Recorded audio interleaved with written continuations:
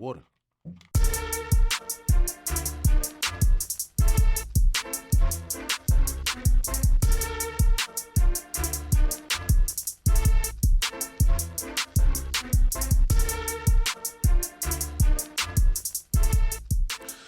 What's up, ladies and gentlemen? We thank you for tuning into the Sports Life and Everything Else podcast, aka Sleep, where sports life and entertainment collide. Presented by the away team, and as usual, I have to give a shout out to our producers, the one and only. Excellence! My name is Michael Roberts, aka Mike on the mic, and I'm joined by my good friend and co-host, Mr. Taylor Suber. What's up, peoples? What's going on? What's going on? What's up? What's up? How's Taylor, how you everybody feeling? doing? I'm always feeling good, man. I'm here. I'm blessed. I'm here. Beautiful, beautiful. Mm-hmm. Everybody's in good spirits. Everybody's in a good headspace. So Absolutely. that's how I like to start a show. You can follow us on Twitter and IG and subscribe to the YouTube page at Sleep is for You. That's S.L.E.E.P. the number 4 YOU. Yeah, that's right. We're on YouTube, so you can watch us there. Or, as always, listen to episodes wherever you find your podcasts. Definitely subscribe to that YouTube page, though, because we trying to spread like jelly. Show love, show hate, because we here for it all. Tell a friend to tell 2 friends about us. And in today's episode, we'll be bringing back an old segment, if you're familiar with the show, that is. We'll also be listing the top 5 things our parents have done for us. And, of course, all that good sports talking coverage that makes this the top shelf and keeps the good people tuning in. So, without any further ado, let's spin. See, we from Willow Grove, Yep. Abington, about 20 minutes or so outside of good Philadelphia, the city of brotherly love. Mm-hmm. This is where we grew up at. This is where we call home for the most part right now. And we've seen a bunch of Sixers teams come and go, just a bunch of NBA basketball in general. Yep.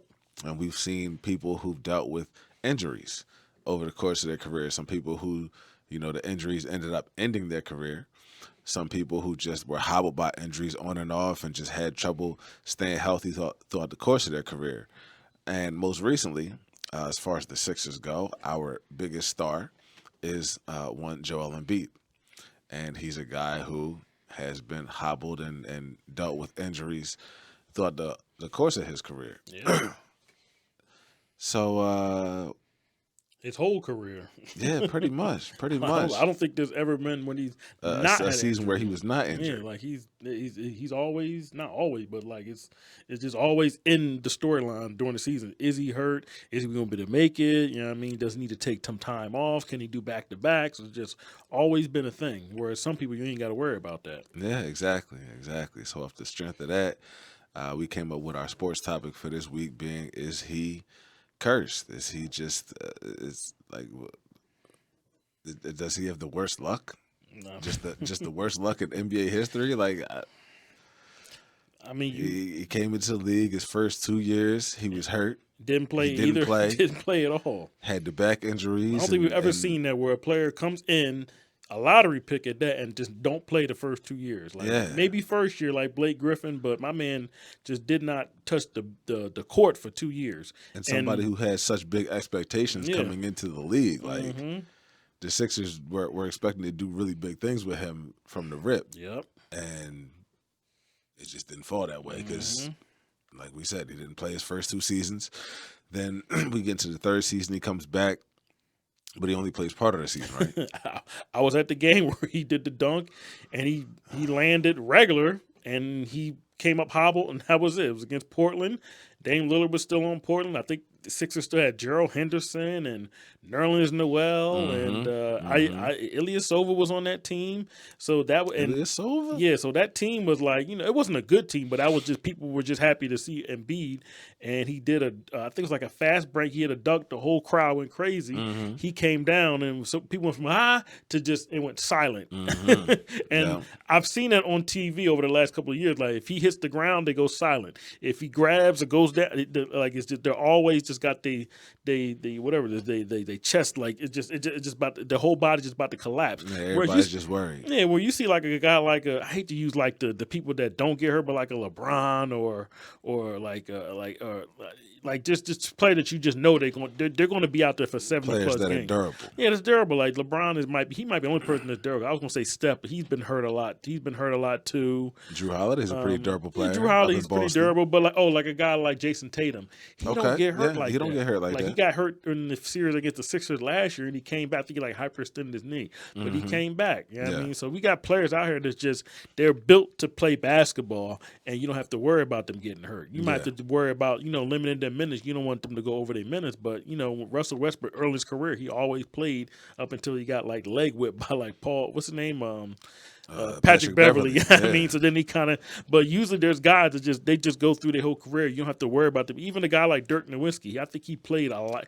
He played a lot of games for 20 years. Yeah, didn't not really hurt like that.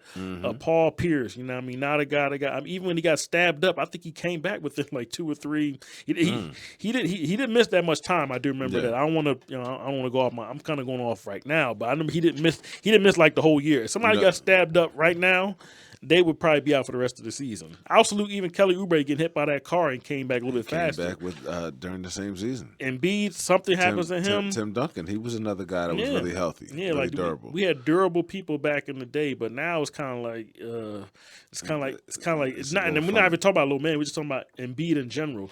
And it's not even like saying that he's soft or saying that he doesn't play through pain, play through injuries. He wants to play, muscle through. We definitely see that he wants to play. You saw that in this past playoffs when they was playing against the Knicks. He was out there on one leg. Yeah, dropped 50 to 1 game. 50 to 1 game. Yeah, dropping 50 on one leg.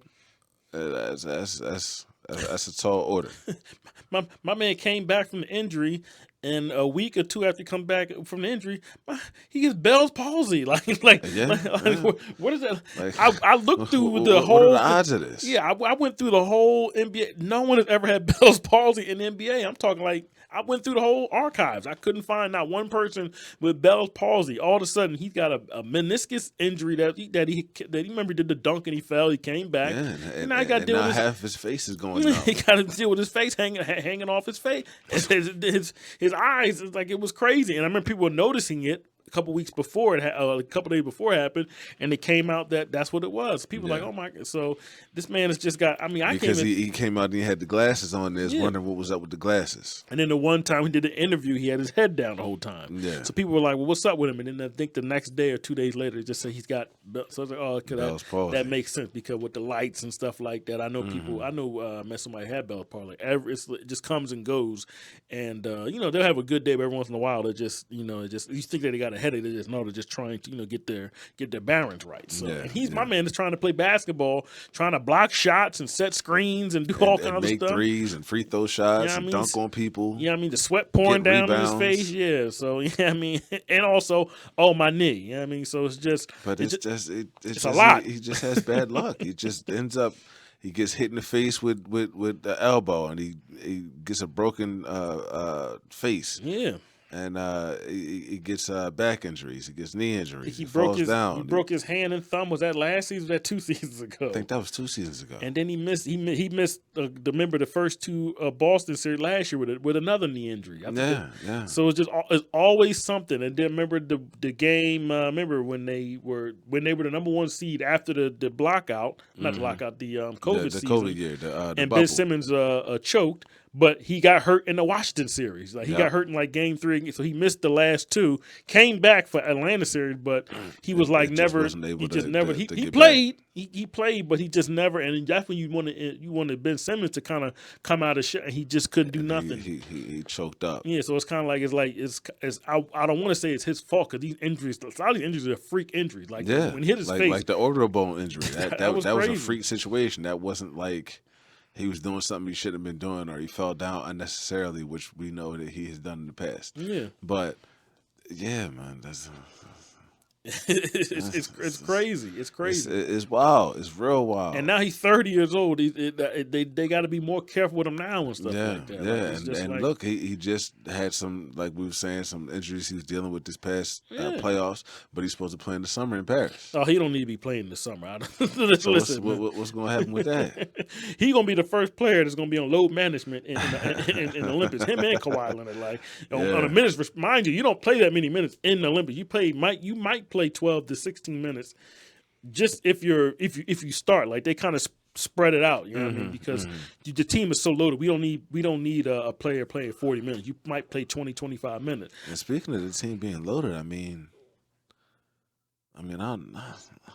want to throw stones. I don't want to say nothing crazy, but how loaded is the team this year? We looking a little older. Well, it is older. You know I what I'm think a saying? lot. We got an almost 40-year-old LeBron. Well, yeah. We got Steph. He He's didn't. He what, didn't. like 36, 37 now? Remember, Steph has never played in it, and it's something he wanted to do. But he makes those long playoff runs, and Yeah. sometimes every other, like the ones that he wanted to play, after he got hurt. So this is the first time he's going to be healthy. So he always, and they always said 10 years ago, they said anytime you got a spot for Steph, he's going to be on the team. So. And the age of Steph Curry doesn't really make a difference because he just kind of defies. He's things. very selfless, so you don't need to do too much with Steph. He can go there and just score 13 points and give you 5 assists, but he'll just be on the team. He don't have to do too much. You know what I mean? So I think Steph being on the team, that would kind of complete his career. He's got a bunch of championships. He got MVPs. He just wants a quote-unquote gold medal. So I don't think the team is going to have any problems. But and plus, half the team is already on break. They've been knocked out. You know what I mean? So this is true too. This is true. At least it's not like they're making long playoff runs. 8 out of the 13 are already home. You know what I mean? So they should be well rested. And what's it, late July, early August? They should be well rested. Should be chilling everything. Like I said, Steph hasn't played almost a month. This is true. You know what I mean? So I think they should. I don't know about Kawhi. That seems like plenty of time to get things back in order. So if let's just say if Tatum plays throughout to the finals, he should be able to. Hey man, listen man, just relax. You know what I mean, you get here when we get here, we'll be here. You know what I mean, and then we need you to come and we'll slide you in or something like that. Yeah. Work you into what we got going on. But Booker's on the team. I think is Durant on the team. I think Durant's on the team. Yeah, they're home. They chilling. Yeah. They at the crib or so they on vacay. Yeah, majority of the team is home chilling. They ain't got nothing to worry about. But even Embiid just chilling right now. I don't know. Like it's just there's always like a freaky something. Like even the injury at Golden State, he was going for a loose ball and somebody rolled up on the back of his leg. It's crazy. Yeah, that was and wild. How many times have we seen that happen? And he just gets up. But every once in a while, you still be like, oh my god. You have to hold your breath. You kind of gasp a little bit when he goes down. Pause. Yeah, so I was trying to narrow it down to like a guy like a Brandon Roy or somebody like that, but he wasn't. I don't think he was a lottery pick. He may have been like the 6th or 7th overall pick. Yeah, that's still the lottery though. Oh yeah, all right, but he had some bad luck too. He kept he would get on the court and just his ACL would just go. Stuff. bad knee stuff. Yeah, Greg Oden too. Greg Oden had the back stuff. And they the knee knew. stuff. I think they kind of knew about him. Same thing with Embiid. They knew about Greg. Greg Oden would try to play, but his body would just break down. Yeah. You know what I mean, so but it just. Who else we got bad luck wise? One could say Grant Hill. One could say Penny Hardaway. One could say Tracy McGrady. He played an extensive career. He played a good a long while, but he was kind of hampered by injuries. Really? Well, I never thought he was that good. So. Well, yeah, you're a Tracy McGrady hater. But Bill Walton was another one too. He was supposed to be like that guy. Yao Ming. Yao Ming. He played about as long as they thought he was going to play. I think he retired like around 30 or 31, 32. But he played. You know what I mean? Like he played about 6, 7 full seasons until it just his foot he just couldn't hold it up no more. Yeah, I'm trying to get to him But you were saying Bill Walton. Yeah, Bill Walton. But like I'm saying, I hate to say it, he's got a trump card with his Bell's palsy. Like that's crazy. I hate to say it, like that's like the trump card. I mean, not despite the knee injuries and the hand injuries, and my man got Bell's palsy. Like, and he's only 30 years old. Like, that's crazy. That's rough. Yeah, that's kind of where it kind of goes over everyone else. Like, no one else, they had to deal with knee injuries and back injuries and shoulder injuries and stuff like that. He's got to deal with that and Bell's palsy. Like that's nuts. Like I think it might be him. It's probably recency bias. I probably have to go all the way back to when it first started, but it's got to be Embiid, man. That's just unlucky. You know what I mean? Like I said, he's getting older. Bananas. Like we always know that when the season starts, it's not even how long is he going to play, how many games he going to miss. We never know. He's not playing 82. The expectation is never to play the whole season. Can he get through 50? And then when we get to 50, like, all right, can he get to 60? Like, and then the question is he going to be ready for playoffs when we get there? And then the question is, how long are we going to have him in the playoffs? He's been hurt in every playoff. He usually checks out at one point or another for some period of time during the playoffs. Only player who wasn't hurt was the bubble when they got swept or gentlemen swept in the. But by that time, I think Simmons was out and the team was a wreck, Yeah. and he just, he's healthy for 5 games. You know what I mean, he wasn't even healthy enough to be there for the long run. So the team was a mess. You know what I mean? So I don't know, man. I mean, well, I do know. I think he is pretty unlucky, man. That's just That's it. Just seems like that's when the I asked truth. the That's what question, it I was is. just thinking in my head like this guy must have. I don't know what it is. Like I said, the first 2 years he'll never get that back. Like we even had people that have come back from like gruesome injuries. If you Yeah. looked at somebody like Paul George Yeah. when he had that bad knee injury, Yeah, or Paul a guy George. like Sean Livingston when he had Livingston. that bad leg break when he was in L.A. with the Clippers. Absolutely, yeah. They came back and they were able to kind of revamp their careers and get back to it. Sean Livingston got a couple of rings out of Yeah. Golden State. Paul George is still playing in LA with the Clippers, and he's still kind of hampered with injuries here and there. But he's still a very talented player Yep. and somebody who's in discussion is possibly coming to the Sixers. We'll see what happens with that. He ain't coming to the But Sixers. we shall see. I doubt it. I'm not leaving LA to come to Philly and have all kind of pressure put on me. Like, no, like that's what the thing. People don't realize that when you're coming from one place to another, oh, you're supposed to be the savior. Remember, these NBA players are built differently than what it was from before. If you leave a comfort place and go to a place where they expect something from you, they don't want to. He would rather just be in LA and just be comfortable as opposed to come here and be uncomfortable. I hate to say it. That's kind of like what it is. I'm pretty. And remember, he can make more money with the Clippers. The Clippers can give him an extra year on his deal. So if Sixers offer him a 3-year deal, he'll just go back to them. Well, you got offer me, and then the Clippers will be like, and Steve Ballmer, he's a player's guy. Yeah, I'll give him an extra year because I want to fill up this new stadium. Well, I think Paul George is washed up too. I think he's washed. I mean, he's a good player, but I think he's washed. I think his best days are behind him. So when I say washed, I mean like his best is not coming up in the next 2 or 3 years. Yeah, so by washed, you're saying he's on the other side of the mountain. He's on the other side of the mountain. He's reached the peak. Yeah. So he might have one more good year this year, and after that he's going to be washed. You know what I mean, so that's why when I say you're washed, that means like it's coming up. So just like when you go through the car wash, you're about to be washed. You know what I mean? At the beginning, you got the suds on you. By the time you get to the end, you're washed. Yeah, that's what I mean by when I say he's washed up. You know what I mean? So he's gonna be washed. So here's my question. I'll say when you finish, I'll just say you finish or you're out of here. You're in the dirt. You know what I mean? You're dead out of here. Here's what I'll say in response to that. I've been listening to Salute to Bomani Jones. He has a podcast called The Right Time. Yeah. And when he has been speaking about Paul George, or maybe since he's formulated this opinion on Paul George, what he says is he feels like Paul George is best used as either the number 1 guy or the number 3 guy. He doesn't really work really well as the number 2 guy, which is why the Clippers seem to have some issues winning when Kawhi Leonard is in, and he's pushed to being the number 2 guy. In Philly, he could potentially be the number 3 guy behind Embiid and Maxey, who have been here this whole time. Do you think that makes sense and that would fit for him? No, listen, man. I think it might be some validity to it. I don't think these guys. I'm just talking about the way these guys are wired. He's from California. He's playing in California. I think he has 2 children. You don't always necessarily want to play at the crib. I mean, listen, man. He did. He remember when he went to L.A. He kind of did back channels to get to L.A. I don't think he's going to leave. The trade that got him to L.A. was crazy. The trade was what crazy. The Clippers gave up for him. Shea Gilgeous. And all them picks. Yeah, all them picks. Yeah, for Paul George. Hold on, I'm about to look up I saw it what the other day. was in that trade. Yeah, I saw it the other day too, but I want to see it again. Yeah. So I don't. I don't envision that. I don't envision these players to like. You know what? I'm going to swallow them. I'm going to go to this to this new place and win them a championship. I don't think these guys are built like I got to win a championship. Remember, you see how much money these guys are getting paid. That kind of is their championship. I mean, I'm sorry. Getting paid over $100 million or $200 million, whatever these guys can make. Like, well, dang, well, I mean, I got all this money. Yeah, I might not be a winner, but I got all this money. I got Versace slippers on. You know what I mean? I got the heated toilets at the crib.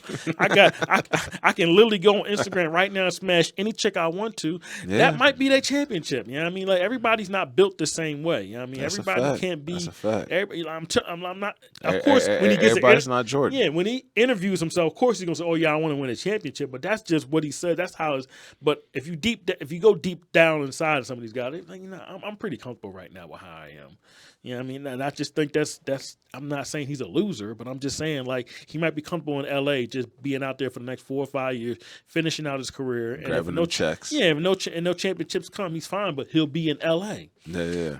For y'all ain't never been to L.A. I mean, L.A. is L.A. I'm not gonna hold you. I've never been to L.A. The furthest west I've been is Texas. They about to get a new stadium out there. The This is stadium true. coming this year. They you know what I getting mean? their own space, getting away from.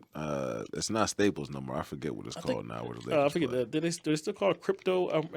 Yeah, there we go. Crypto.com. Crypto.com. Yeah. Even though they went whatever happened with them, the bankruptcy or whatever, but With the cryptocurrency. they get their own stadium in Inglewood or whatever. Yeah. And for the first time in Clipper history forever. You know what I mean? So I don't think you're gonna turn that down to come to Philly to have all these people, and we all know people from Philly. They're gonna put all kind of pressure on. Yeah, they're gonna be on his top. Yeah. We know our fans. Mm-hmm. But here's the trade. So the Clippers get Paul George. The Thunder get Shea Gilgeous-Alexander, Danilo Gallinari. Yeah. Miami Heat's 2021 unprotected first rounder. Clippers 2022 unprotected first rounder. So that's 2 picks. I think that one pick was Philly's pick. The 2021 pick, that was the pick that Philly got from Miami, and they traded it to the Clippers for Tobias. I think that might be. So I think they traded it back to OKC. I think so. Okay. The Sixers had that pick. Okay. The right to 2023 first round swap with the Clippers. Yep. Clippers 2024 unprotected first rounder. Yep. Heat's 2025 protected first rounder for 1 through 14. The right to a 2025 first round swap with the Clippers. Yep.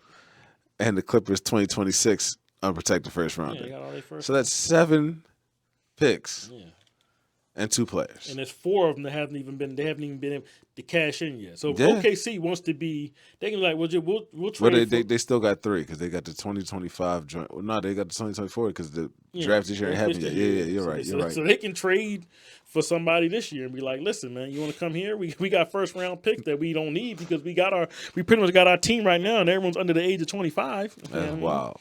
That's real wild. Yeah.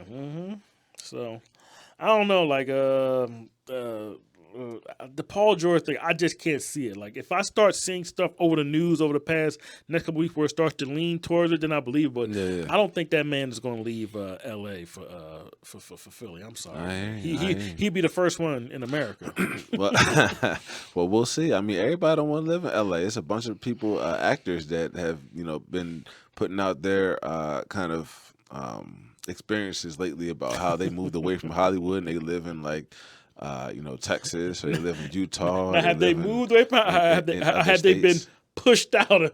We don't need you no more because that's what happens to a lot of people. A lot of people get used up and they throw you out to the wolves. And now, I don't want to be in Hollywood no more. It's kind of like when a girl gets dumped. Well, I ain't want to be with him anyway. I'm not a critic and I'm not a studio head, so I can't call it. But you got to look at the people who are saying, "Oh, Hollywood." Who are you? What were you bringing to the table? They getting out the way. Yeah, exactly. Yeah. I mean, Mark Wahlberg is a guy who famously left Hollywood, but I know how you feel about Mark. So he left Hollywood. Yeah. He doesn't live in Hollywood. Most of the people that like somebody like him or Danny, we can all chop it, but people like him or Danny McBride, they're quote unquote from Hollywood, but they go to other places to make their movies. They bring it to Hollywood, and Hollywood puts it on. So I know what you're talking about Mark. Mark Wahlberg, a lot of his last couple movies he funded it himself or directed it or whatever. Or something like that. It was under his production company. I get what you mean. All right. Well, we do have a segment that we previously did. It was a fairly popular one, and it's kind of Taylor's baby, but every now and again I'll throw in something to add to it as well. But it's called Have You Seen, Have You Heard? So I'm going to swing it over to Taylor so he can tell us what's going on in the world, T. Just 3 things. Some of these things have happened over the past couple of days, a week or so ago, whatever happened. But I want to get with my man Shaq. Now, not the thing that everybody thinks about with Shaq. I want to go with Shaq, and I want to go about his ex-wife, who said, I guess she wrote a book recently, and she said that in the book, she said, I don't know if I ever really loved Shaq. Yeah, Shawnee's going off. Now, I've never liked Shawnee. I heard Shawnee this morning, or recently on a episode of Power 99. Not an episode, but on the morning show. They was talking to her on Power 99. Really? Yeah. What was she talking about? She was talking about, well, the part that I heard, she was talking about Basketball Wives, and they was asking her if she felt like it was like sustainable and they could continue doing it. They still do it. And they were asking her about, the legacy of it and, how things got started and stuff like that. And she was like, yeah, we ain't turning down no checks. So as long as they're going to take it, we're going to do it. Well, how did she start Basketball Wives? Why don't you tell us, Taylor? I'm pretty sure with Shaq's money. Mind you, when Shaq met her, I think she was like a newscaster. I don't know if she was like on the front, but she was like some type of newscaster in like Texas or something like that. She had a child already. Shaq took that child in, and I think that child has Shaq's last name. Shaq had a child too. So when they first met with each other, he brought her child in. Of course, he gave her 4 or 5 more kids or something like that. And all the kids have gone on. I think the daughter is about to go to college, something like that. And she's got, not only did she have that TV show with the basketball wife, she had her own family show. And I just thought that was weird. Like, I don't like. What was you with him for? I mean, it's rough to come What out are you and say with that, a like, 7'1", a 300 after the pound fact. black man? Because I remember the episode when they went to the cribs. I remember when he was in Orlando and she was there just right before they got divorced. And I remember just looking at her like, something ain't right about her. You know what I mean? So for her to say this, I thought that was weird, but I want to salute Shaq. This is what the main point is, by not trashing her. Because a lot of you guys, you get into trashing the female, she trashes you. Very true. Don't do that. Just let them have it. Let them get the last word. He actually told her, you know what, I wasn't a good guy myself, and maybe I deserved it. You know what I mean? Shaq did a So lot of Shaq dirt while they was together. I'm not took gonna the hold high you. road, and usually Shaq don't take the high road in some stuff. As we can see from the Shannon Sharp situation. Yeah, I ain't want to talk about that, but he took the high road with the Came woman. out with a diss track. Yeah, you know what I mean. I don't want to talk about that. But he took the high road with his ex-wife, and because you can't win for going at her and saying all things and stuff about that. So he just said, I'm gonna let her have that. Yeah, she didn't love me and stuff like that, but I'm pretty sure her bank account. I'm pretty sure buying stilettos and all that stuff she got and all them TV shows with his money. He never. I just remember Shaq never bashing that woman. You know what I mean? He bashed himself for cheating on her and doing that stuff. So I want to salute all the fellas that don't bash their exes and stuff like that. Let them have the last word. It's no big deal. That's the whole part of being a man. And I real salute Shaq for being a man and giving, just letting her have that. You know what I mean? So Sometimes you just gotta let it go. yeah, he let it go, and I salute him for that. He said something Let it very, be what very it nice. is. I can't read verbatim what he said, but I salute him for saying that. A lot of people, they wouldn't do that. They wouldn't. They would run her into the ground. Yeah, But I salute Shaq for that. So all the fellas out there, if a girl is downtrodden you or trying to drag your neck, just let that go. So that was kind of like my first have you seen that video. I saw that that he kind of like let that he kind of deaded it. If he could have dragged it on, we talking about something else differently right now. But he just he deaded it, and that was it. And probably the book's probably not gonna sell anyway. So it might flop. We'll see. We'll see. Yeah. Shawnee Henderson. She changed her last name. Rock out. Yeah. Number 2, this is more about basketball. Okay. I saw people giving smoke to Rudy Gobert for not going to see. No, he went to see his child being born instead of being at the game. Yeah, and I was like, well, what's wrong with that? Like, and I don't know. Like, I think it was that boy Gilbert Arenas, who I don't like Gilbert Arenas. Cameron had smoke for him too behind that. Well, I don't listen, man. Cam admitted on an episode of It Is What It Is that during the time that his son was being born, he was filming Paid in Full, and he was trying to get back for his son to be born. And I think he said he made it in time, or he might have just missed it, or something like that. Yeah. But he was like, "My son understands. I'm saying I'm a businessman, and I got to be moving and shaking. And at that point in time, I was moving and shaking, so I wasn't able to be there.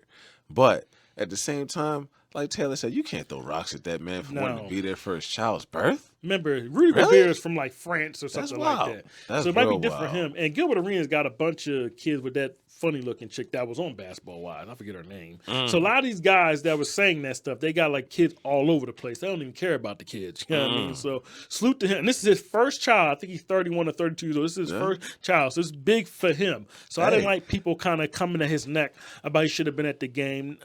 When this game is going, his kids and his wife, whoever, they're going to be right there with his old behind, with his receding hairline, talking about, that was the year that I had you with the same year I got gripped up by Draymond Green. You know what I mean? So And we'll see, you know what I'm saying, if they end up getting all the way and everything like that. But yeah, if you remember a couple years back when Giannis' first kid was born, he was not there that's for good. games. He dipped. I salute to him. I think Giannis has 2 kids. He met. I saw his documentary about a month or so. He met his girl like in a casino down at Vegas or something like that. Word? Doing, I think he was trying out for either the Olympic team, something like that. He met her down there, and they've been together ever since. Word? She's black, some type of light skin, I don't know, but Okay. he's been with her for. But he's got the 2 kids and stuff like that.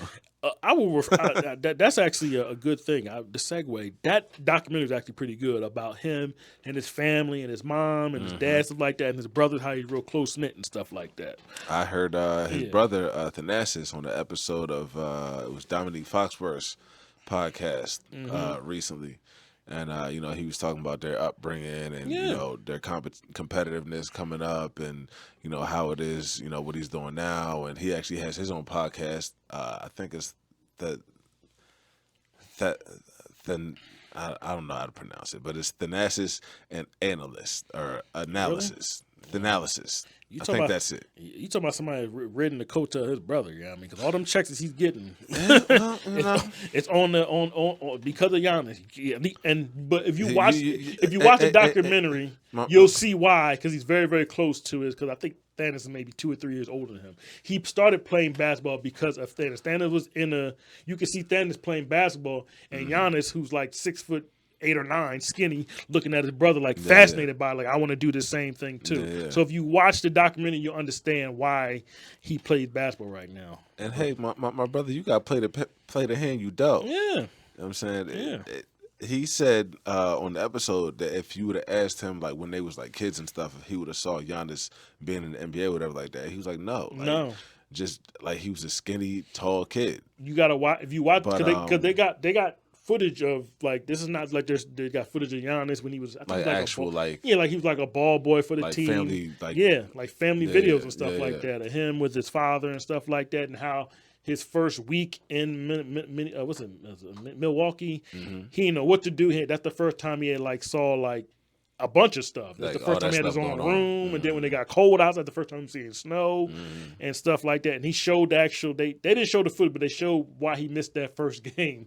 He was sending so much money to his family that he ran out of money, and he didn't have no money to get in a taxi, so he had to like walk, and somebody had to give him a ride because he was just sending his parents thousands and thousands of dollars to get their visas to get back over. So he's a you got to see that one. But that's a great plug for that documentary. Yeah. What is that streaming on, Taylor? I think it's on Amazon or something. Okay, like that. okay, Yeah. solid. Yeah, but getting back Well, to I haven't checked it out, but I will. yeah, but getting back to that, I don't mind players missing games for their children. I don't, especially the first one. That's you know what I mean.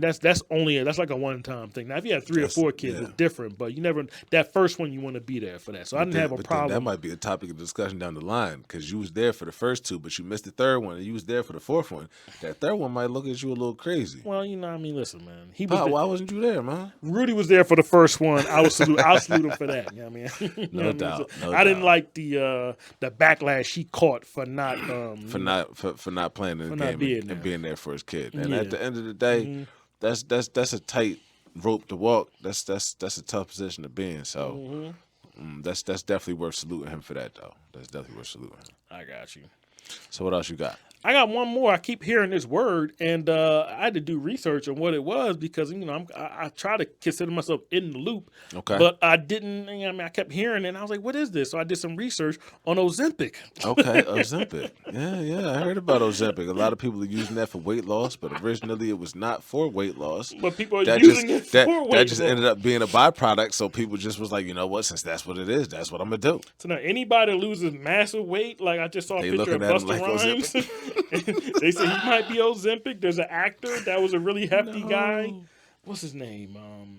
His name is Jesse something. He lost a lot of, but that's when I started hearing people like, "Oh, they on that Ozempic." Or something. Yeah, it's been they've been talking about that for a little while now. Yeah, that Ozempic. is. So I was just interested, and I started Googling about it. I think it's for type 2 diabetic. I'm a type 1, so they can get it and put it, but it's supposed to help them lose weight. I don't know if I can even, some stuff I just can't take. Yeah, but yeah. I just heard about it, and I just heard people just getting it. And of course, we keep hearing it in the Drake and Kendrick. Well, that's more Drake and and what's the boy? What's his name? Rick Ross. Rick They were kind Ross, of they kept yeah. bringing that up. I think Kendrick may bring it up too. But Drake I said just something about but Ross taking I know Ozempic. Ozempic is so happy right now because they getting all this free promo Yeah, I mean, listen, over the past 3-4 months. Ozempic got to be coming out. I saw the commercial, but I saw the commercial the other day. If you want Ozempic, just get the tube. I said, look at these people that capitalize off after all the people just hyped them up. You know what I mean? So that's the Now, only in a thing. couple years, they might be in a gang of lawsuits, but Hey, we'll see how it goes. that's Because usually what that's usually happens. how it goes So, with these companies. Whenever somebody gets that big boom and mhm. everything, everybody starts looking in that direction, and that's not even what it was originally intended for. Like, Yeah, it's for diabetics, not for just regular people. people Like, losing, it's people that's just trying just to like, lose yo, 15, 20 pounds. let me get that. Like, what? They drinking it like it's a shot glass. I'm like, let me get some of that Ozempic. Yeah, put it in the glass, put some ice into it too. Like what? Nuts, man. Wow, man, real wild. Yeah, but that was my last one. I just kept hearing about Ozempic, and I didn't know what it was. And I was like, and I started doing research. I said, oh, it's actually a medication for diabetics. I said, Mm, wow. But I mm. thought it was interesting. But that was my last one. Have you seen? Have you heard? That was my last one. Okay, bet. Well, we are in the midst of the warm months, we'll say, and when the warm months come around, uh, it always reminds me of my parents because we got Mother's Day that comes up, we got Father's Day that comes up, and then you got holidays coming up with Memorial Day, and you got the Fourth of July that happens during the warm months. Vacations happen during the warm months. In a lot of cases, at least in my case, growing up, that was what it was. But that's kind of what it is. Is that just kind of brings up those thoughts and those memories about that particular point in time and my relationship with them and everything like that. As we've said before, Taylor and I are from the suburbs and we are from two-parent households. So both of our parents was in our lives for all of our upbringings and childhood events and adult stuff and all that for the most part. But that's going to bring us to this episode's edition of Top 5, which is going to be the top 5 things that our parents have done for us. You want to speak on that at all before we get into our actual list? Oh no, it's just like we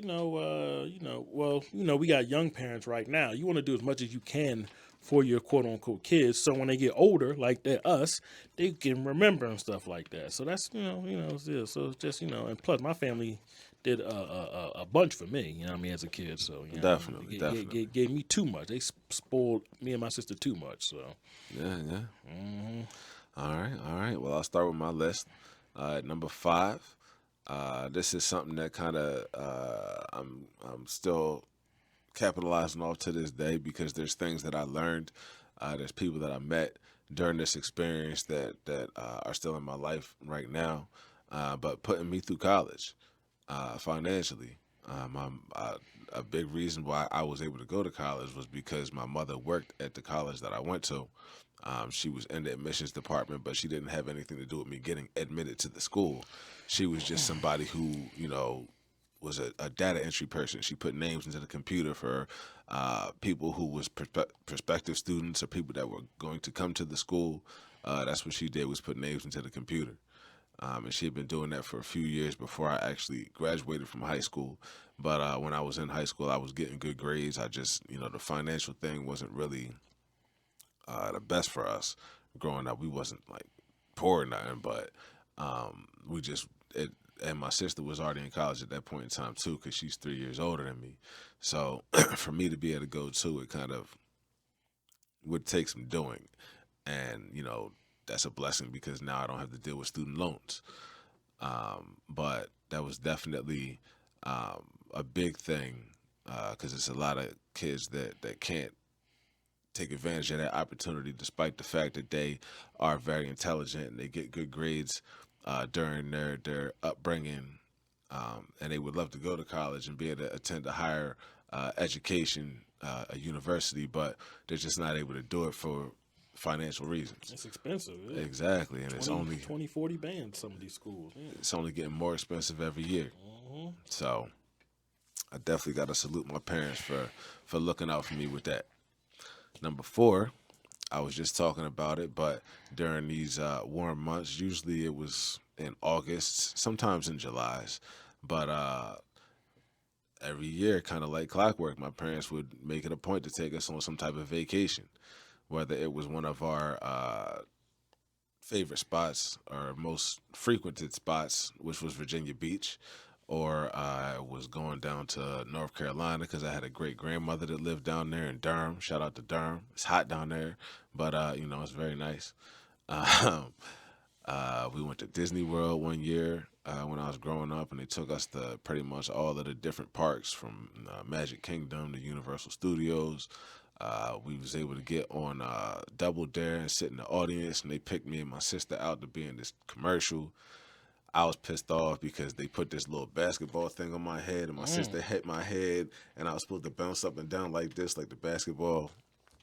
But nah, like it was just great experiences, and it's something to be said for being able to get outside of your neighborhood, outside of what you experience every day, and just get away for a week or for 2 weeks and experience a different part of the country, a different part of the world. It shows you that there's more out there than just what's in your neighborhood. So I definitely am appreciative of my parents for setting that up for us and making sure that it was a point to get us out of our environment and out of our regular everyday neighborhood. So number three, they just taught me lessons, man. Just small things. Like one of the big things that kind of stays with me all the time that my mom said growing up, and she didn't necessarily like say remember this, but she would just say it so much that it just stuck with me. And that's that it's better to have it and not need it than to need it and not have it.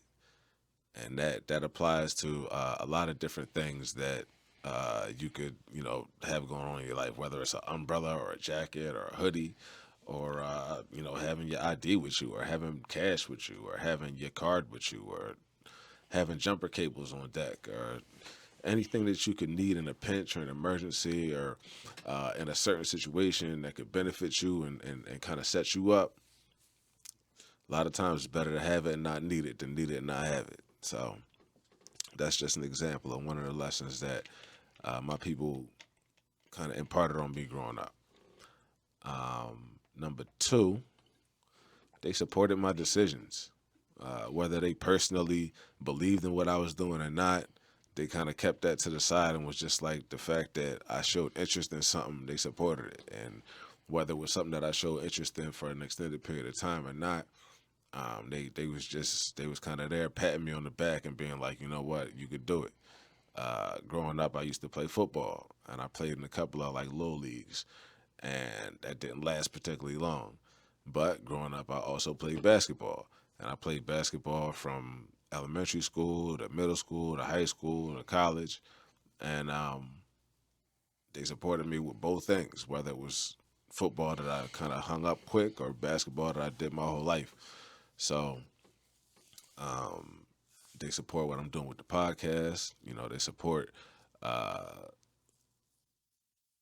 things that I have going on in my life as well. So um, they've always been supportive. They've always been rocks, kind of in that area, and I'm very thankful for that.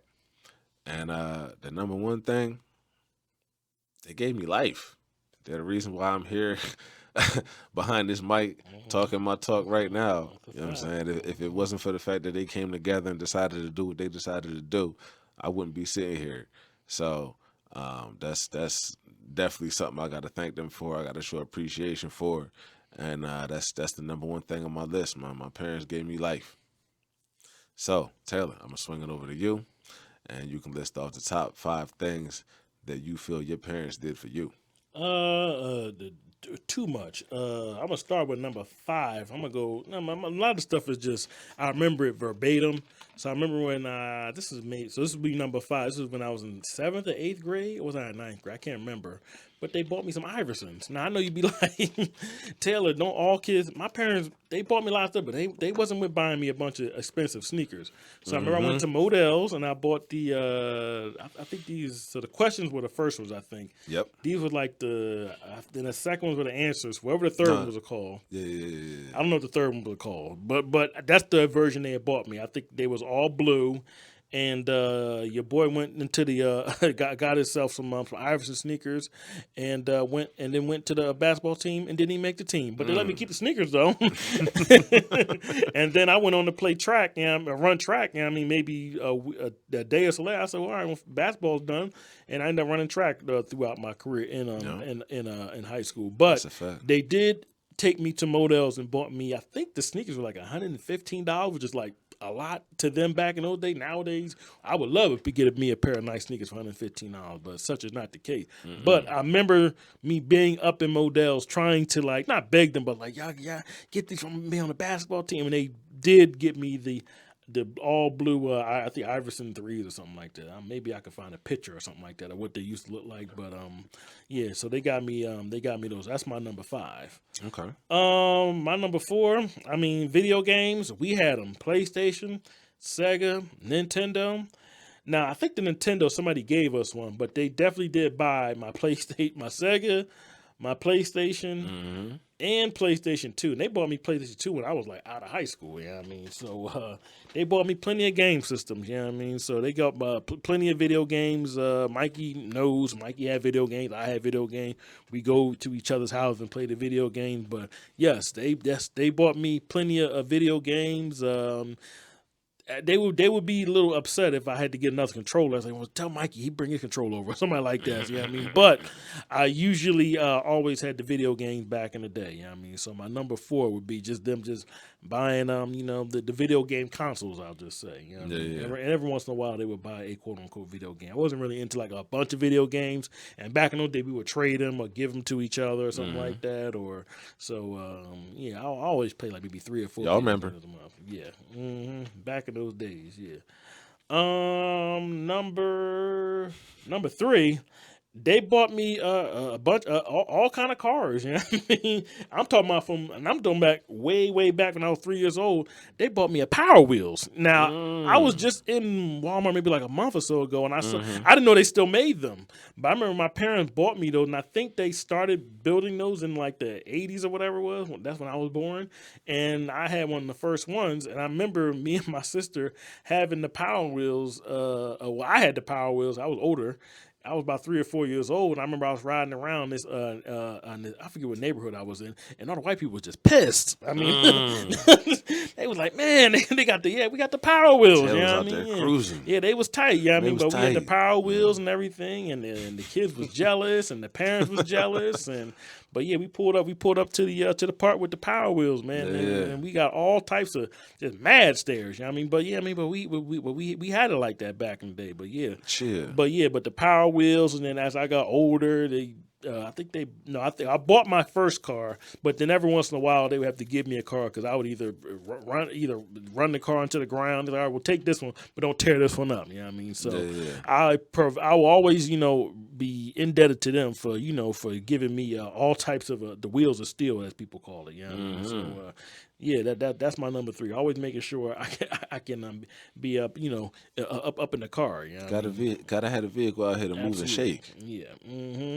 My number 2 is Unless you on that red, white, and blue. Oh yeah, exactly. Yeah. This number 2 or this number 3? Where am I? If you in Philly, that is. If you outside of Philly, I don't know what your public transport looks like, but in Philly it's red, white, and blue. Continue, Taylor. Number 2 for me is I got some trouble in high school, and they got me out of a year suspension. You know what I mean? So they was trying to throw me out of high school way back in the day. Got into some trouble, and they came up to the school, and they was not playing no games. They was threatening to I'll just say threatening to put hands on people if they threw me out the school. I'll just say that, you know what I mean, in the nicest way they could. And they said, and I was literally at the time of our school, they had a strict non-violent policy, and if you got caught fighting, whatever it was, you're supposed to be going for a year. Well, my parents came up there, and we don't want this boy at the house for no year or going to another school. He's gonna be right here, and we'll make sure it won't ever happen again. So they went up there, pleaded my case, threatened to I'll just say they threatened some people up there, and your boy ended up only was going for school for about 2 weeks or so, and I was back in. You know what I mean? So so I always salute them that, because that could have derailed me getting through high school and stuff like that. So they made sure that there was no way in the world that this boy gonna be going to another high school or something like that. That's not an option. You know what I mean? So I will always give them that. They went up there and pleaded for me to make sure that I was not getting suspended. You know what I mean? Like I said, they went up there and threatened people too. Yes, they did. Yeah, They were well, not playing no games, threatening. Sometimes you gotta do what you gotta do. Threatening to put hands on people. For me, they say, well, no wonder this boy's up here putting hands on people because his parents are talking about putting hands on people. Exactly. Sometimes that's just the way it go. And sometimes that trickles down. You know, that's what it went. That's what happened. And I was right there, and I didn't get suspended. So, Bang. but number one is Number one. I'm just gonna put 1996. 1996.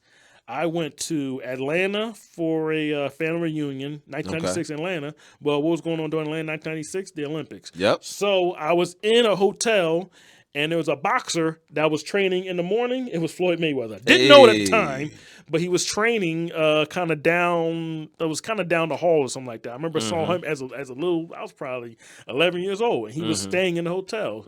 But there was all types of track runners, and everyone was. It was a crazy. But that's where our family reunion was at.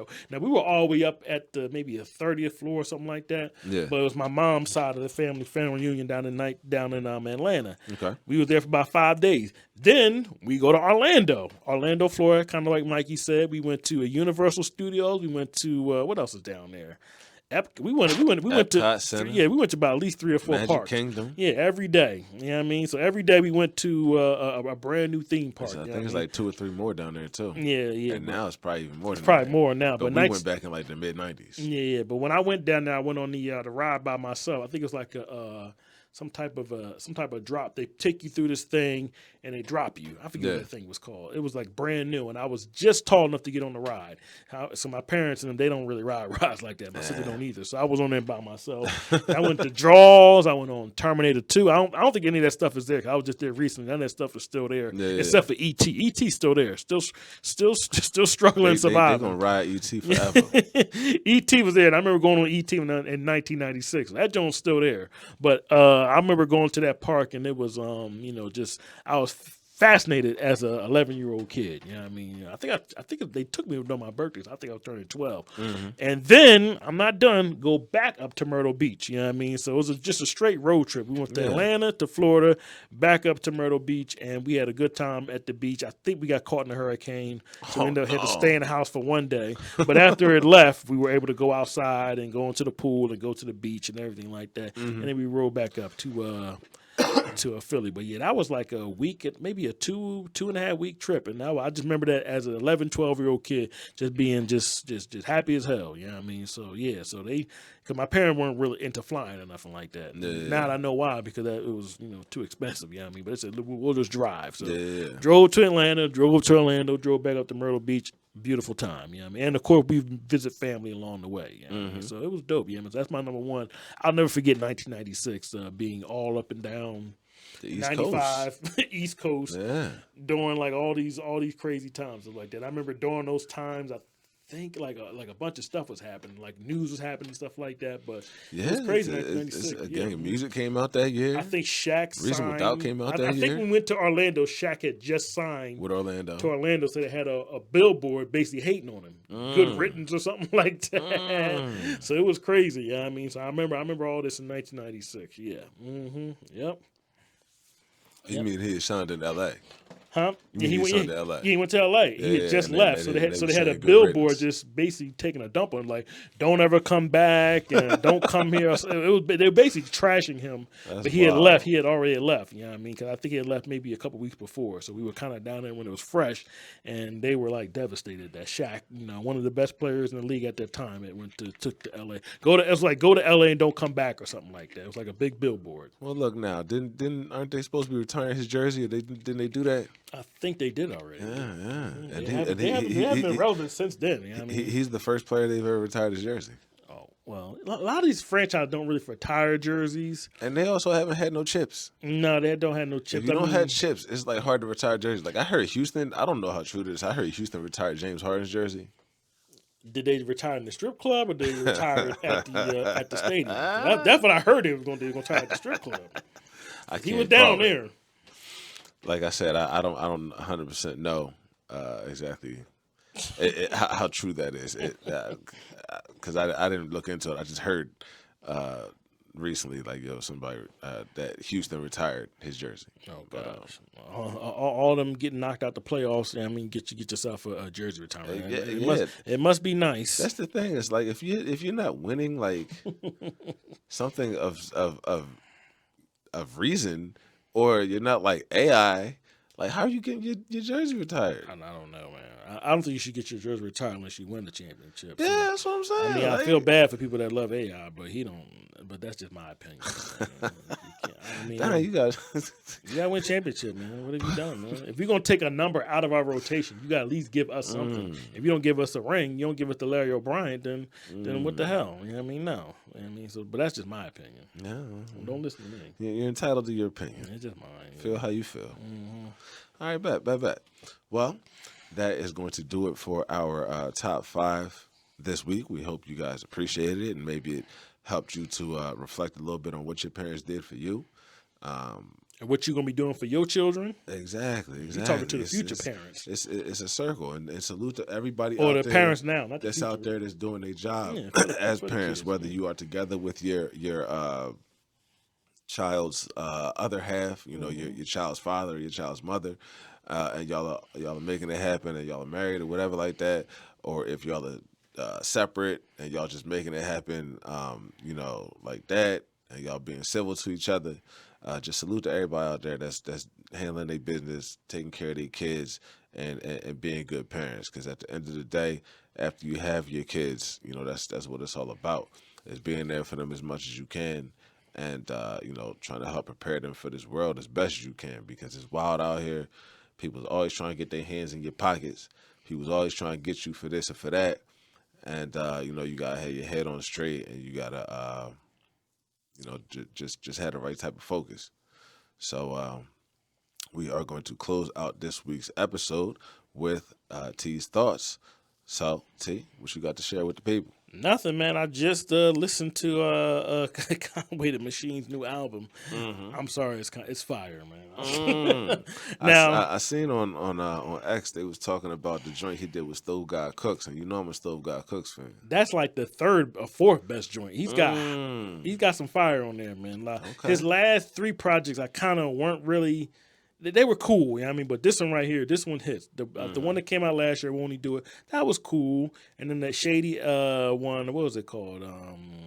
God Don't Make No Mistakes, that was cool. La Machina was cool, you know what I mean? But I kind of felt his last couple of efforts, he'd been trying to do something, and it kind of has been fitting. But he went back to the essence on this album. Went back to what he be doing. Yeah, he went back to the quote unquote producer that he kind of he's dealt with, and he brought in Conductor, who is one of these producers that's just doing this thing over these last 3 or 4 years. Conductor's been killing it, and he's got I think about 4 or 5 joints on there. You know what I mean? And it's hard. You know what I mean? So he's kind of gotten back to what he's done. The joint with Joey Badass is hard. The joint with Jay Worthy is hard. The joint with Larry June is hard. Larry June too. Yep. The joint with Swiss Salute Beats. June. Hey. Yeah, even the joint with Swiss Beats and the joint with Tech N9ne, these are good records. You know what I mean? So salute to him for putting out something that's kind of like he kind of got back to what he used to do. And what it is when you do a certain kind of music, you try to do what they do. That's where it kind of sonically doesn't sound good. But if you bring people into what you used to do, I think it sounds better. 'Cause I think he was trying. I won't say he was chasing. He was using producers. I don't think he sounded. I think he used like Murder Beats. One of these. These newer guys. I think he should stick to what he should do. Now, if he goes to someone else's camp or gets on someone else's track and get on that beat, that's fine. But I didn't like when he was trying to and put that into his music. You know what I mean? Stick to what you know, but then bring them in, and then they'll bring. But he got a song with Method Man that's fire. Oh my gosh, man! Method Man was spitting hard on that joint. You know what I mean? Like I said, how the guest appearances were good. You know what I mean? Because he even though he's on every song, he had a lot of guests. He had a song with Key Glock I thought was dope too. Now he's a newer artist right now out of Memphis. You know what I mean? So I like I like how he spread everything around. And notice I did not say West Side and I did not say Benny. You know what I mean? So they're not on the album at all. No, not at all. You know what I mean? But it still has that essence of what it used to be back in the day. It still got that Griselda sound, but with a newer type sound. So dope, like I said, dope project. Producers, they all did their thing. I was satisfied, and it's dope. You know what I mean? So that's kind of like my little album. We kind of do album review, but that's the one I'm just been sitting on me right now because I'll probably forget. So that's the one you big up in the day. Yeah, that might be the better album I heard this whole year in 2024. Okay, So bet. Slam Face Killer, recommend it for people who like that type of hip hop music. So that's my thought. That was a dope CD.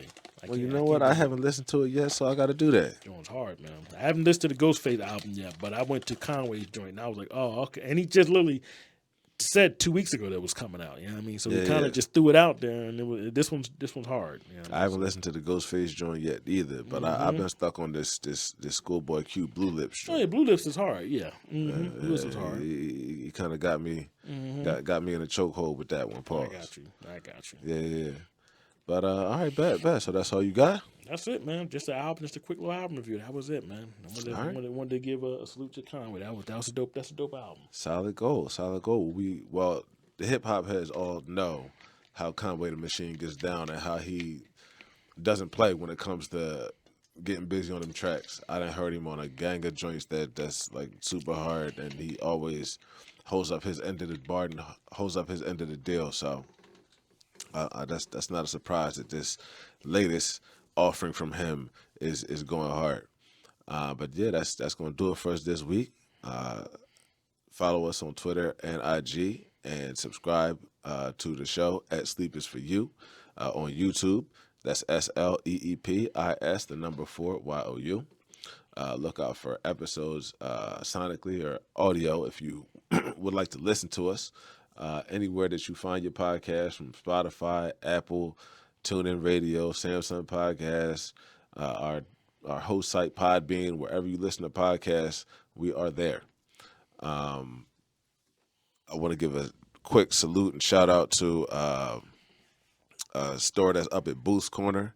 I found myself up there earlier. For anybody that's from Delco or from Delaware, familiar with Booth's Corner, it's a farmer's market up on Naaman's Creek Road. But I was walking through looking for some things, and I stopped by a shop. It's called R&S Wholesale. Shout out to the owner, Rich. But they put me down with a new pool cue. Actually, my first pool cue that I've ever bought. I like it a whole lot, but they weighted it up for me, and I got a little carrying case for it too. So they set me up with everything I needed.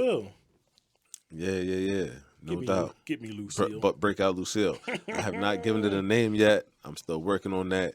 But I love my cue. And if you play pool or you're in the area, definitely go up there and check them out at Booth's Corner. They open on Fridays and Saturdays until 8 p.m. I forget what time they open in the morning. It might be like 9 or 8 or something like that. But yeah, definitely check them out and tell them Mike sent you. But that's going to do it for us this week. Taylor, anything else you want to say to the people? Salute, people. Thank y'all for tuning in. So like and subscribe. You know what I mean? Hit the like button, all that stuff. And please, do it for us, please. He said he's going to say that every episode. We going to see. We going to see if he remembers. But definitely, yes. Like, subscribe, comment. Tell us how you feel. Tell us what you like. Tell us what you don't like. We might listen. We might not. But, we'll see. Water. Excellence! Yeah.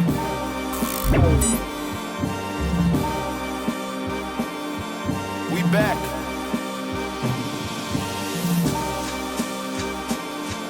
Yeah.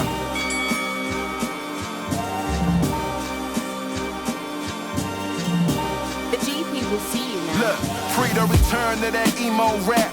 Ain't no kilo stash, Augusta's son had to reload that. Daddy gone, but his legacy strong, how do you figure? I too thought I'd be dead, all things considered, but I'm living, thriving and growing, fighting opponents that I'm with it. Striving to know who died for the lowest, don't you get it? The industry hopers try to control us, I ain't with it. I got me a goal that's highly explosive with my wife and my baby. What I'm writing is weighty, call me S.O. or Bebenberg. They knighting me lately, stand where the light is, feeling lighted, delighted, and maybe I'm getting grown. Nothing wrong with Bible and Baileys. I open up the text, got my mind closer off the edge. Goes the architect. I ain't gotta go to your connect. I gotta go direct. Him and I through the sun up.